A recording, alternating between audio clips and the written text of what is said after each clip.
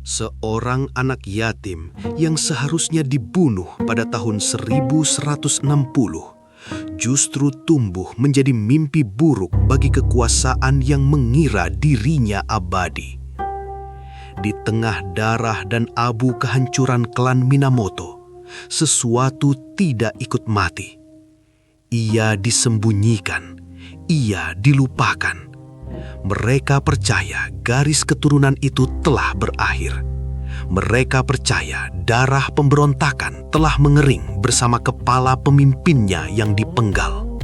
Mereka salah, karena di pegunungan sunyi Kurama, seorang anak bernama Ushi Wakamaru sedang ditempa, bukan untuk bertahan hidup, tetapi untuk mengubah jalannya perang.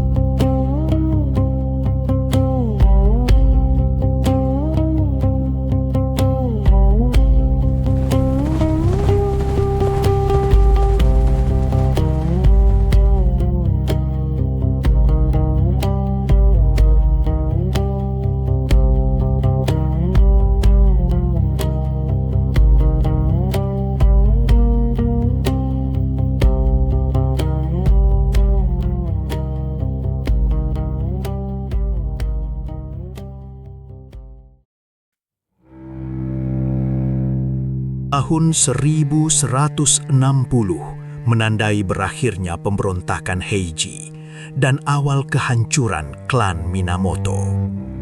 Dalam kekalahan yang cepat dan menghancurkan itu, Taira, dipimpin oleh Kiyomori, berkuasa mutlak di Kyoto. Kemenangan mereka dipastikan dengan eksekusi Minamoto no Yoshitomo, pemimpin klan. Namun takdir yang kerap menyamar sebagai belas kasihan menyisakan satu nyawa. Seorang putra lahir sekitar tahun 1159 di tengah gemuruh kekalahan, Ushi Wakamaru. Keberadaannya adalah rahasia rapuh, nyala kecil dari keluarga yang ditumbangkan, disembunyikan di balik perlindungan ibunya yang patah hati, sang kecantikan legendaris Tokiwa Gosen.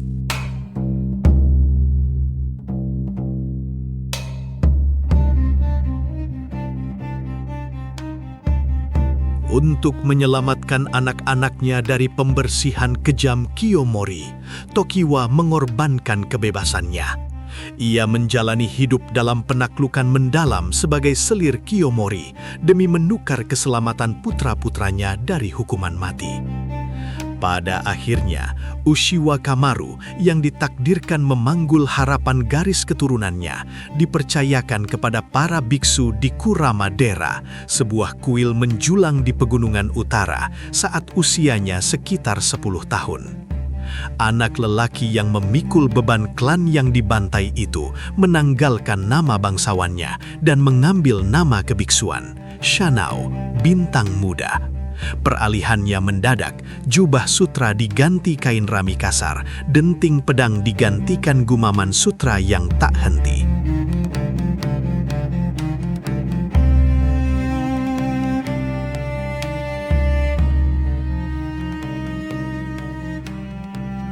Penempatan itu dimaksudkan Taira untuk mengebiri semangat prajurit dalam dirinya. Disiplin asketis diharapkan mengalihkan darah panasnya ke jalan damai seorang biksu. Namun udara tipis dan dingin Kurama justru mempertajam lapar warisan akan pembalasan. Sebilah pisau sunyi tersembunyi di balik tudung nofisnya. Kurama Dera bukan sekedar kuil, ia adalah pusat Shugendo, praktik asketisme gunung yang memadukan pemujaan alam Shinto dengan Buddhisme esoterik. Hutan di sekitarnya lebat dan purba, syarat daya yang nyaris terasa, kekuatan yang beresonansi dengan energi gelisah sang pengasing muda.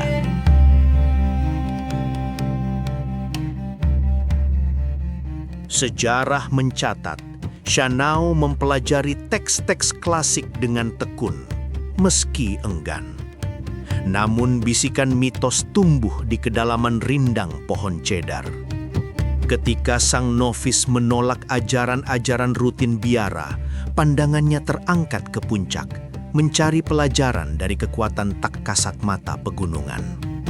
Disinilah legenda terbang. Di lembah Yase, Shanao ikisahkan bertemu Dai Tengu Sojobo, raja para Tenggu. Dalam bayangan sinematik, sosok bersayap pembawa badai dan strategi itu setuju menjadi guru rahasianya.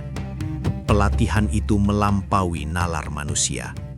Sojobo, roh angin dan batu, mengajarkan keterampilan yang asing bagi kurikulum samurai kala itu. Keseimbangan sempurna, kelincahan udara, dan penguasaan strategi yang berakar pada pengamatan, bukan sekedar kekuatan brutal.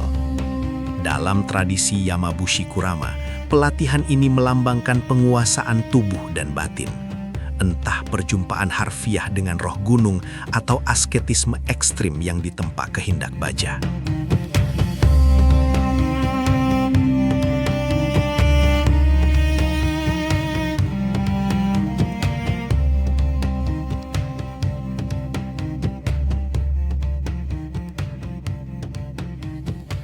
Malam demi malam, di bawah cahaya bulan, Shanao berlatih, melompat mustahil dari pohon tua berlumut, mempelajari langkah kaki yang membuatnya lenyap dalam sekejap, mengubah tongkat kayu sederhana menjadi instrumen perang yang mematikan. Pelatihan itu menempa dirinya menjadi sesuatu yang luar biasa. Pada usia 15 tahun, sekitar 1174, prajurit yang terkurung dalam tubuh novis itu siap meloloskan diri. Dengan hati tertuju pada hak kelahirannya, Shanao meninggalkan tembok kuil. Kepergiannya adalah pemberontakan sunyi terhadap dekret Taira. Ia tak lagi mencari perlindungan, melainkan sekutu untuk menantang dominasi klan penguasa.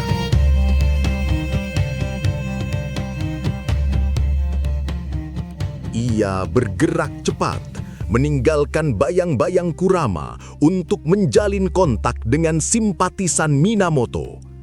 Ia menanggalkan nama Shanao dan mengadopsi nama terhormat Minamoto no Yoshitsune. Sebuah pernyataan bahwa garis Minamoto yang terusir belumlah punah. Di Kyoto, kabar kedatangannya segera sampai ke telinga seorang lawan tangguh, Benkei, biksu pejuang bertubuh raksasa. Benkei dikenal karena kekuatan luar biasanya dan obsesinya yang ganjil mengumpulkan 1000 pedang musuh yang dirampasnya. Pertemuan takdir itu terjadi di bawah geometri dingin jembatan Gojo.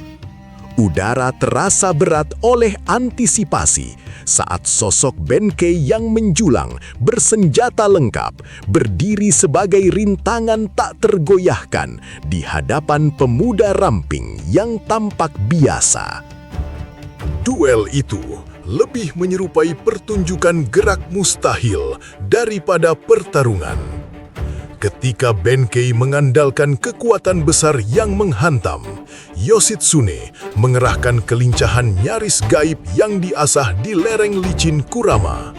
Sebuah kilat kecepatan yang mengejek gravitasi dan berat baja. Ia menari di pagar jembatan, menghindari tebasan dengan anggun bak Tengu.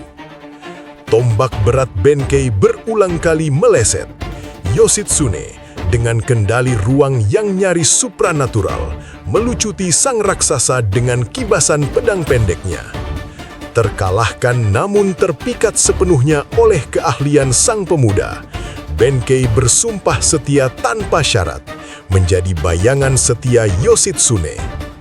Menyadari Kyoto masih sarang ular pengawasan Taira, Yoshitsune memilih jalur lebih aman. Ia menempuh perjalanan ke utara melintasi medan berbahaya menuju Hiraizumi, mencari perlindungan dan bimbingan politik di bawah naungan kuat Fujiwara no Hidehira. Di Hiraizumi, benih revolusi baru Minamoto berakar. Kabar tiba bahwa kakaknya, Minamoto no Yoritomo, telah mengibarkan panji pemberontakan di timur, menantang kekuasaan Taira Kiyomori dan menyalakan kembali api perang Genpei yang lama dinantikan. Dari seorang yatim piatu yang ditempa oleh roh-roh gunung, entah nyata atau simbol, Yoshitsune kini berdiri siap, senjata hidup bagi perjuangan Minamoto. Panggung telah disiapkan. Panji putih akan segera berkibar. Namun, perang yang menantinya bukan hanya tentang menjatuhkan klan Taira. Ia adalah awal dari perjalanan yang akan mengangkat namanya ke langit legenda dan perlahan membawanya menuju bayangan yang lebih gelap dari medan perang manapun. Perang Genpei akan mengubah Jepang. Tapi bagi Yoshitsune, perubahan itu baru saja dimulai.